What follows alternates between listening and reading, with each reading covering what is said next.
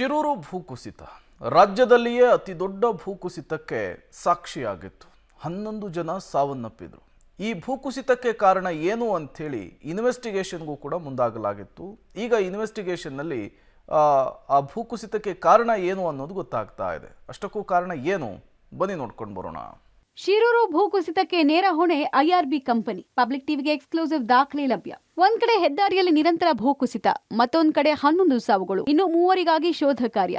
ಯಾರೋ ಮಾಡಿದ ತಪ್ಪಿಗೆ ಉತ್ತರ ಕನ್ನಡ ಜಿಲ್ಲೆಯ ಹೆದ್ದಾರಿಯ ಅವೈಜ್ಞಾನಿಕ ಕಾಮಗಾರಿಗೆ 11 ವರ್ಷದಲ್ಲಿ ಅದೆಷ್ಟು ಜೀವಗಳು ಬಲಿಯಾಗಿದೆ. ಹೀಗಿದ್ರೂ ಹೆದ್ದಾರಿ ಪ್ರಾಧಿಕಾರ ಹಾಗೂ ಗುತ್ತಿಗೆ ಪಡೆದ ಕಂಪನಿಗಳು ಮಾತ್ರ ತಮ್ಗೇನು ಸಂಬಂಧ ಇಲ್ಲ ಅಂತಾನೆ ಸಾಗಿದ್ದು.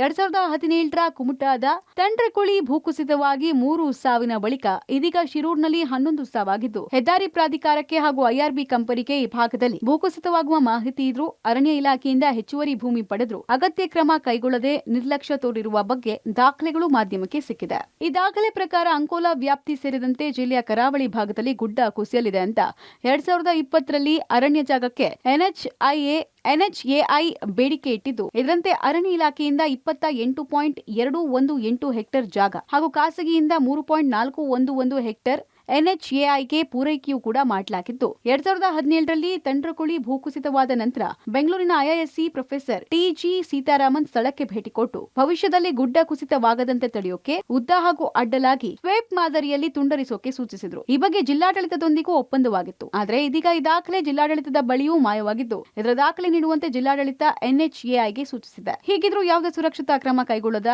ರಾಷ್ಟ್ರೀಯ ಹೆದ್ದಾರಿ ಪ್ರಾಧಿಕಾರ ಹಾಗೂ ಐಆರ್ಬಿ ಕಂಪನಿ ಸುರಕ್ಷತೆಯ ಒಪ್ಪಂದ ಪತ್ರ ಕೂಡ ನೀಡದೆ ವಂಚಿಸ್ತಾ ಇದೆ. ತಾವು ಕೊಟ್ಟಿರುವ ಡಾಕ್ಯುಮೆಂಟ್ ನಾವು ಫೈಲ್ ವರ್ಕ್ ಇನ್ನು ಚೆಕ್ ಮಾಡಿಲ್ಲ, ಬಟ್ ಹಂಗೆ ಐಆರ್ಬಿ ಅವರ ಜೊತೆಗೆ ಮಾತಾಡಿದೆ.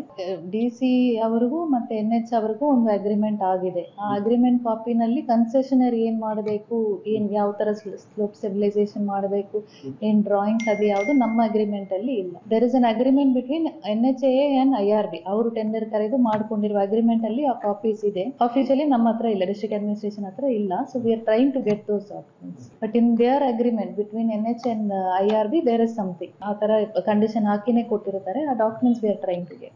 ಅದು ಕೊಟ್ಟಿದ್ದಾರೆ ಅಂತ NH ಅವರು ತಿಳಿಸಿರೋದು.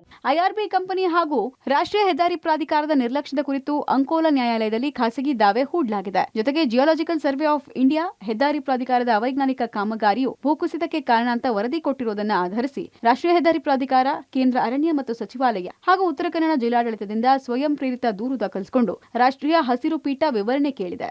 ಇದೇ ಕಾರಣಕ್ಕೋಸ್ಕರ ಈಗ ಅವರು ಅಲ್ಲಿ 11 ಜನ ತಮ್ಮ ಪ್ರಾಣವನ್ನು ಕಳ್ಕೊಳ್ಬೇಕಾಗಿದೆ. ಹೀಗಾಗಿ ಇದೊಂದು ಗಂಭೀರವಾದ ಕರ್ತವ್ಯ ಲೋಪ NHAI ಡಿಪಾರ್ಟ್ಮೆಂಟ್ ನಿಂದನೂ IRB ಅದನ್ನ ಸ್ಟೆಪ್ ಬೈ ಸ್ಟೆಪ್ ಮಾಡಿದ್ದಿದ್ರೆ ಈ ರೀತಿಯಾಗಿ ಒಂದೇ ಸಮನೆ ಅದು ಮಣ್ಣು ಬರ್ತಾ ಇರಲಿಲ್ಲ. ಯಾಕಂದ್ರೆ ಇವರು ವಿಜ್ಞಾನಿಗಳನ್ನ ಕರ್ಕೊಂಡು ಬಂದು ಅದ್ರ ಬಗ್ಗೆ ಸ್ಪೆಷಲಿಸ್ಟ್ಗಳನ್ನ ಕರ್ಕೊಂಡು ಬಂದು ಅದನ್ನೆಲ್ಲ ಚೆಕ್ ಮಾಡಿಸಿ ಅವ್ರು ಇವರಿಗೆ ಸಜೆಷನ್ ಕೊಟ್ಟ ನಂತರನೂ ಅದರ ಒಂದು ಸಣ್ಣ ಭಾಗವನ್ನು ಅವ್ರು ಇಂಪ್ಲಿಮೆಂಟ್ ಮಾಡೋದಿಲ್ಲ ಅಂತ ಹೇಳಿದ್ರೆ ಇದು ನಿಜಕ್ಕೂ ಬೇಸರದ ಸಂಗತಿ. ಇದು ಹಾಗಾಗಿ ಇದ್ರ ಬಗ್ಗೆ ತನಿಖೆ ಆಗಬೇಕು. ಆ ಜಮೀನು ಅವ್ರ ಕೈಯಲ್ಲಿ ಸಿಕ್ಕಿದ ಮೇಲೂ ಅಲ್ಲಿ ಯಾಕೆ ಮರಗಿಡಗಳನ್ನು ಹಚ್ಚಲಿಲ್ಲ ಅನ್ನೋದನ್ನ ತನಿಖೆ ಮಾಡಿ ಇದಕ್ಕೆ ಈ ಲೋಪಕ್ಕೆ ಯಾರು ಕಾರಣವಾಗಿದ್ರೆ ಅವ್ರ ಮೇಲೆ ಕ್ರಮ ತಗೊಳ್ಬೇಕು ಅಂತ.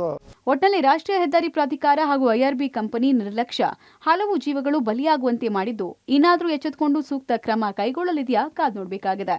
Naveen, public TV, Karwar.